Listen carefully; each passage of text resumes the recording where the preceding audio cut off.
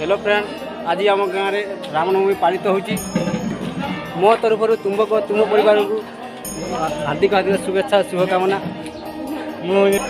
आम ग्राम यहाँ बड़ पर्व आज आम देखा आज आम ग्राम कौन कौन हो।